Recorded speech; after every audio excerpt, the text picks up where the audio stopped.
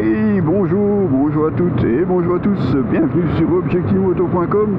Et oui, comme vous le voyez, on est en nouveau en essai. Et je vous présente aujourd'hui la toute nouvelle Honda NX 500 au pack sur la pluie. D'ailleurs, je vous propose une première présentation, on reprendra la route après, et je vous rassure, sous le soleil.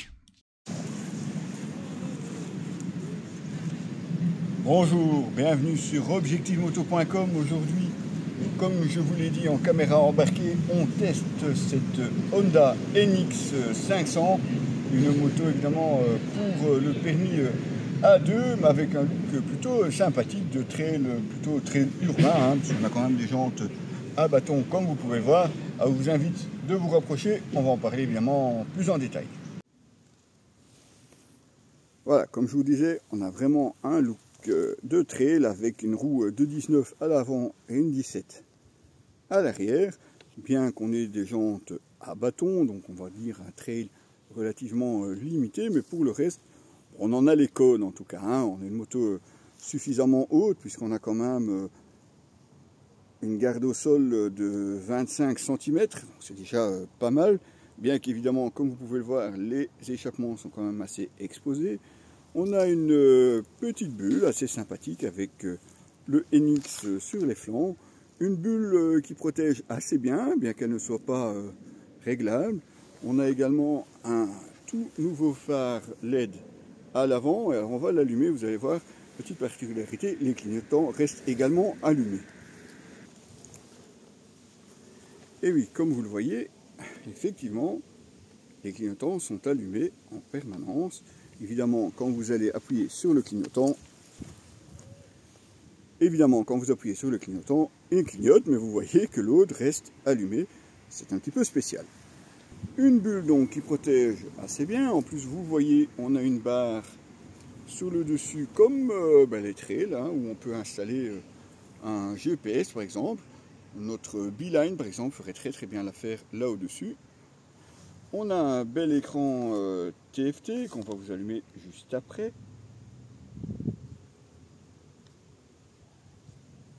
On a un bel écran TFT 5 pouces en couleur, connecté s'il vous plaît, on en reparle tout de suite après. Et quand je vous parlais du réservoir, oui effectivement on embarque 17,7 litres, avec une consommation comme vous l'avez vu pour notre essai entre 3,3 litres et 3,4 litres au 100, c'est vraiment pas grand chose, ça vous fait vraiment de très belles étapes. Une selle, ma foi, assez confortable, mais sans plus. Je dois dire qu'au bout d'une centaine de kilomètres, on a quand même hâte d'avoir un premier arrêt, histoire de se reposer un petit peu le fessier.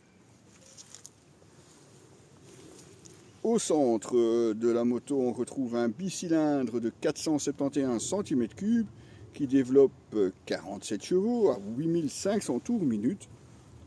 On est toujours sur du permis A2 comme je vous le disais, donc forcément on est aussi limité de ce côté-là, mais c'est largement suffisant pour une moto qui reste en dessous des 200 kg, puisqu'on est à 196 kg sur celle-ci. Un couple de 43 Nm à 6500 tours minute, et finalement une moto, comme vous l'avez vu en caméra embarquée, qui se montre relativement souple, et ça c'est pas mal du tout. Les silencieux évidemment, avec les normes actuelles, on est un petit peu obligé d'avoir un look comme celui-ci. Petite chose assez surprenante sur cette moto, regardez si je me mets de profil arrière, et oui vous voyez effectivement ici ça dépasse, donc faites attention quand même de ne pas vous cramer les jambes quand vous arrêtez quelque part. Un petit feu LED aussi à l'arrière, clignotants classiques qui eux sont éteints par contre quand on roule. Pour les commodos, vous avez presque du haut de gamme, je dirais, puisque vous avez ici un petit joystick pour vous déplacer dans les menus. Et vous avez même ici la possibilité de désactiver le contrôle de traction. Ça, libre à vous évidemment de vous tenter ou pas. Comme je vous le disais, un tableau de bord TFT en 5 pouces. Et vous voyez ici avec le joystick, on peut aller effectivement dans les menus, vérifier les informations évidemment de roulage. Regardez, on est à 3,3 litres au 100. on a vraiment ici les informations minimales, je dirais. Vous avez la remise à zéro tout simplement, et vous avez aussi les paramètres, parce qu'effectivement vous pouvez changer les différentes informations.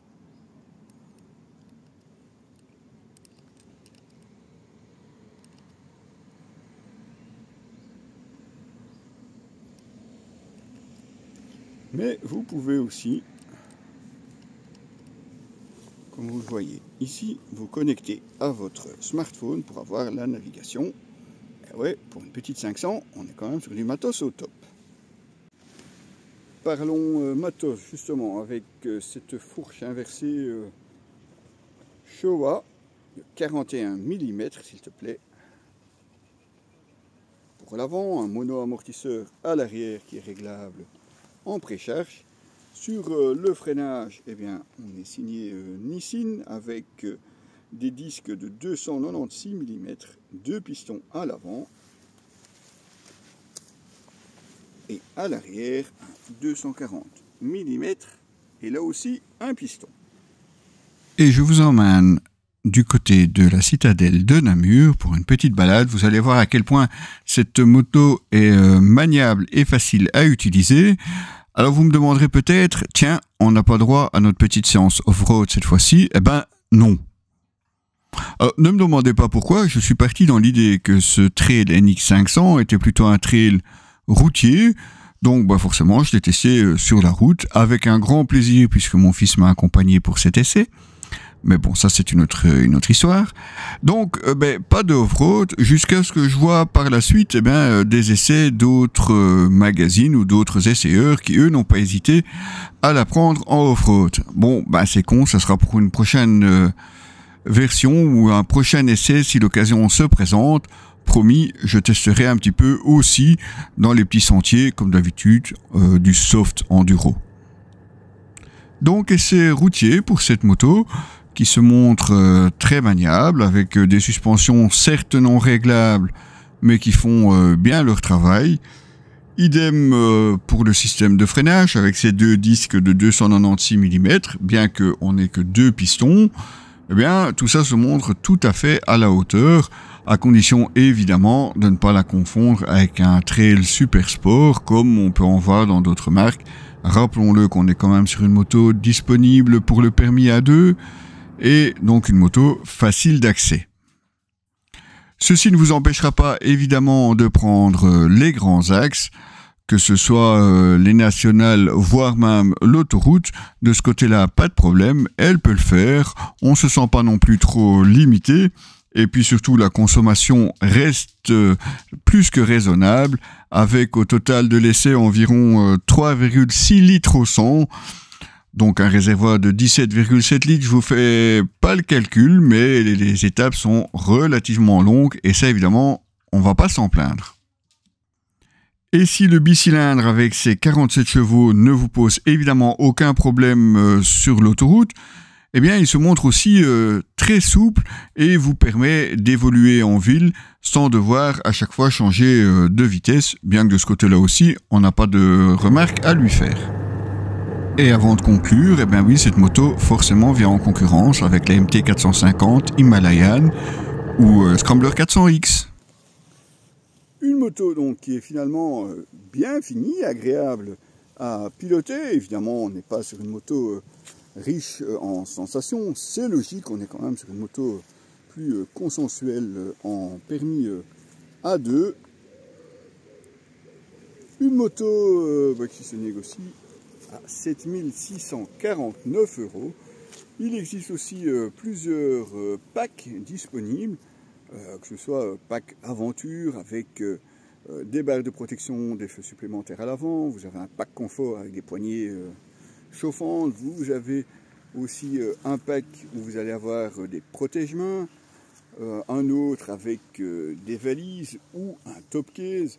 Donc il y a vraiment pas mal d'options différentes que vous pouvez rajouter sur votre moto. Évidemment, ça vous fera grimper la note, c'est logique. On n'a évidemment rien sans rien. Et voilà, on vient donc de conclure l'essai de cette Honda NX 500. moto sympathique pour, je dirais, moins de 8 000 €. Évidemment, vous pouvez toujours trouver d'autres motos dans cette gamme de prix. On est quand même sur une moto Honda avec un moteur, ma foi, plus que convaincant, docile, facile à utiliser et puis assez confortable. Preuve en est, mon fils m'a accompagné lors d'une grande partie de cet essai. Donc de ce côté-là, je dirais bravo, c'est une moto très polyvalente et complète, accessible, facile à utiliser. Que demander de plus, en tout cas pour le permis A2? Il n'y a pas forcément besoin non plus de se ruiner. Une moto qui pourra vous amener aussi bien sur des trajets au quotidien que sur de longues balades.